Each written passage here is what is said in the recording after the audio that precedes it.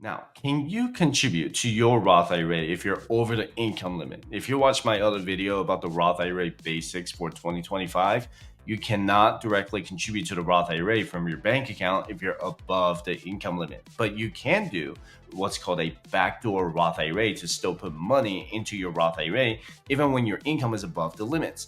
This process can be complicated, so let me give you the complete breakdown and some examples. So a backdoor Roth IRA is not in a different Roth IRA account. It's just a different way for you to move the money into a Roth IRA. And if you're under the Roth IRA income limits, you just simply contribute to your Roth IRA directly from your bank account, and that's it. And if you watch my other video, I gave a detailed breakdown of how it works. But a backdoor Roth IRA requires you to do an additional step, and that's by contributing to your traditional IRA from your bank account and then converting it to your Roth IRA, and you still don't owe any taxes on it. However, you have to be very careful with this process because if you don't do it right, you'll end up owing federal and state income taxes for the traditional to Roth conversion. Typically, you do owe taxes, but in this case, you don't. And I'm going to show you how this works throughout this video. And it's actually really stupid that we have to do the backdoor Roth IRA. And I'm really hoping that the government will get rid of the Roth IRA income limits in the future. But anyway, this is how a backdoor Roth IRA works for people above the income limits. You still have your bank account where you typically make the contributions directly to your Roth IRA, but you're going to have to do an extra step to the backdoor Roth IRA process from here on out. And instead of transferring your money from your checking account or bank account to your Roth IRA, you would transfer it to your traditional IRA instead. And I would highly recommend that you open a traditional IRA and a Roth IRA within the same broker. So if you already have a Roth IRA with Vanguard, then open a traditional IRA with Vanguard. And if you have a Roth IRA with Schwab, then open a traditional IRA with Schwab. You want the process to be as simple as possible without filling out any additional paperwork by going from broker to broker, right? So the traditional IRA income limit for non-deductible contributions as a single individual is at least $89,000. And if you're married and filing your taxes jointly with a workplace retirement plan like a 401k, the income limit is $146,000. And if you're married and filing your taxes jointly, but only one of you is covered by a workplace retirement plan, then the income limit is $246,000 in 2025. Not that any of these really matter with the backdoor Roth IRA conversion because you're already going to be above the Roth IRA income limits at $165,000 as a single individual or $246,000 as a married couple. And what you need to make sure of is the contributions you make to your traditional IRA are categorized as non-deductible contributions, which means that the money you put into your traditional IRA isn't after-tax dollars, not pre-tax dollars. And once that money you transfer from your bank account to your traditional IRA is settled, then the next step is to make a transfer from your traditional IRA to a Roth IRA. You want the conversion to happen as soon as possible, and you don't want to invest what you put into the traditional IRA until it gets moved to the Roth IRA. And this step I just described is what's called a backdoor Roth IRA conversion, or after-tax to after-tax conversion, or non-deductible conversion. You just made an account transfer of after-tax dollars from your traditional IRA to a Roth IRA. So this process is not taxable, assuming that you don't have any existing pre-tax balance in your traditional IRA. This means that your traditional IRA balance needs to be $0 before you make this conversion. So with the contribution limits in mind, if you're under the age of 50, you can contribute up to $7,000 throughout the tax year 2025. And remember, the tax year is between January 1st until the tax deadline on April 15th.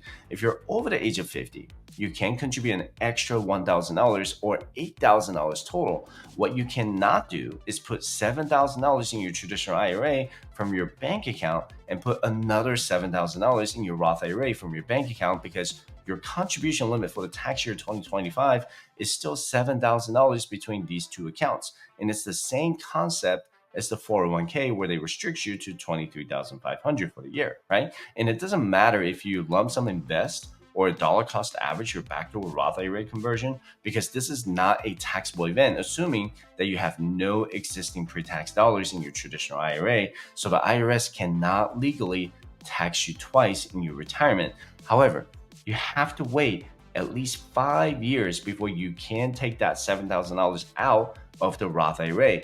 If you directly contribute to the Roth IRA, you can take out that $7,000 contribution at any time. But when you do the backdoor Roth IRA conversion, you have to wait 5 years to take out that $7,000 conversion. That makes sense so far, right? You also have to make sure that you file an IRS Form 8606 to identify your traditional IRA contribution as non-deductible. And your CPA can do this, or even a tax software can do this on your behalf.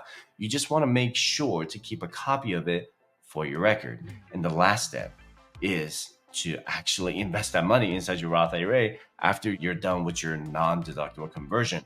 And if you accrue any interest inside your traditional IRA, you're going to have to pay the income tax on the pennies that you earn. So for example, let's say you left that $7,000 in your traditional IRA for a week in a money market fund and it accrued $1.50 on interest. You can transfer that entire $7,000, $7,001.50 to your Roth IRA, but that $1.50 will be taxed for a federal and state income tax, which is not very significant, even if you're in a high marginal tax rate.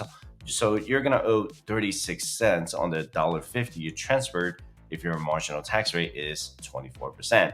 And here's the most important part of the video you have to pay attention to if you want to avoid paying federal and state income taxes when you do the backdoor Roth IRA conversion. So what if you have an existing balance in your traditional IRA?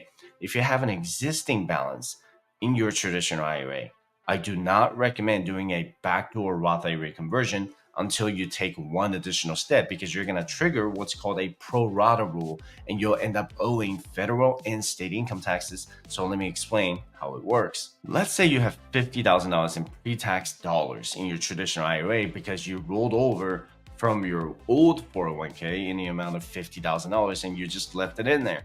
And you decide to make a backdoor Roth IRA conversion of $7,000 in after-tax dollars. And when you move this $7,000 into the traditional IRA, now you have a mix of pre-tax dollars and after-tax dollars. And that becomes a problem. So when you make a transfer of $7,000 from your traditional IRA to your Roth IRA, you're going to trigger the pro rata rule, because the IRA is not going to segregate what's pre-tax and what's after-tax. So in the traditional IRA, you'll have $57,000 total, with $50,000 in pre-tax dollars and $7,000 in after-tax dollars for the backdoor Roth IRA. You're tracking so far, right?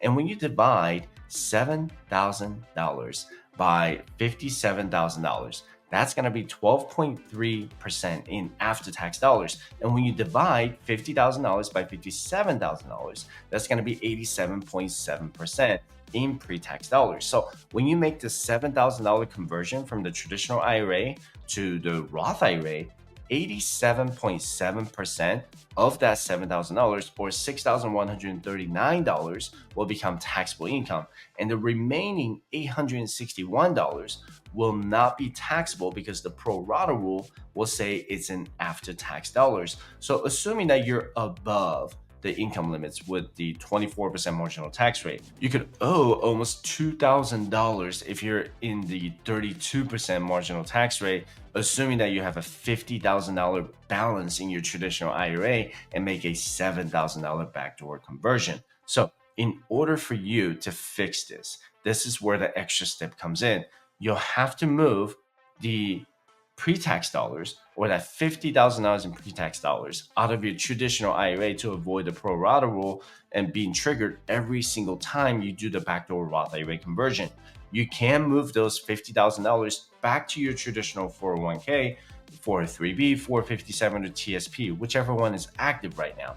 You're not going to be taxed on the rollover as long as you move it from traditional to traditional. And once that money is out of your IRA, then you can do the backdoor Roth IRA conversion without worrying about the pro rata rule triggering a taxable event. And if it doesn't matter how many IRAs you have, It's how much you have in total across your traditional IRA. So if you have $0 in your Fidelity traditional IRA, but you have $10,000 in your Vanguard traditional IRA, you're still going to end up paying federal and state income taxes from the pro rata rule. So you're making a really good income right now, and you want to make the backdoor Roth IRA conversions.